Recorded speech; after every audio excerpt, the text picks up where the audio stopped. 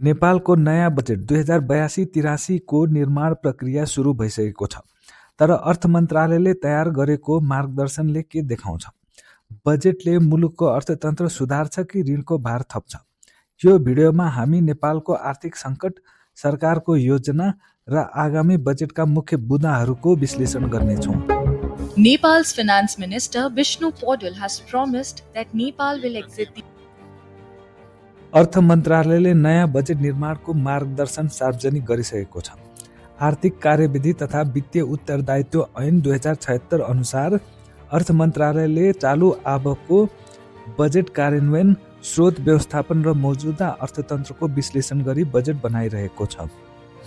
मुख्य चुनौतीहरू: राजस्व सङ्कलन लक्ष्यभन्दा कम, अमेरिकी सहयोग अस्थायी रूपमा स्थगित, खर्च बढाउँदै आर्थिक गतिविधि विस्तार गर्नुपर्ने दबाव। नयाँ बजेट निर्माण गर्दा चालु आर्थिक वर्षको आर्थिक अवस्थालाई गहिरो विश्लेषण गर्नुपर्छ, तर चालु आर्थिक वर्षको हालसम्मको राजस्व सङ्कलन लक्ष्यभन्दा 50% कम छ।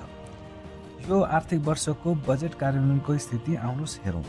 कुल राजस्व 6 खर्ब 20 अर्ब, कुल खर्च 8 खर्ब 18 अर्ब, राजस्वभन्दा धेरै खर्च भइसकेको छ।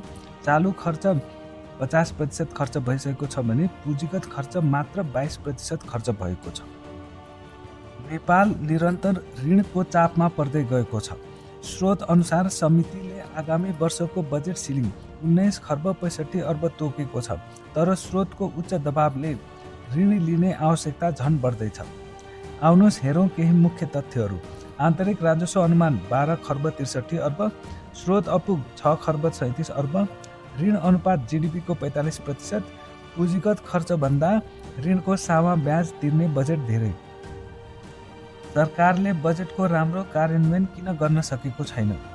यसका मुख्य समस्याहरू: महँगो योजना बनाउने तर स्रोत सुनिश्चित नगर्ने, सरकारी निकायहरू बीच समन्वयको अभाव, सार्वजनिक खर्चमा प्रभावकारी निगरानीको कमी।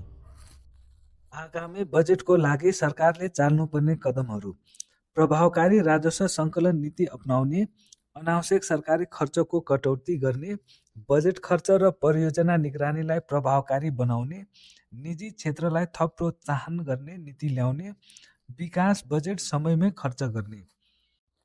तपाईलाई के लाग्छ? आगामी आर्थिक वर्षको बजेट कस्तो हुनुपर्छ? कमेन्ट गर्नुहोला। लाइक, सेयर र सब्स्क्राइब पनि गर्नुहोला।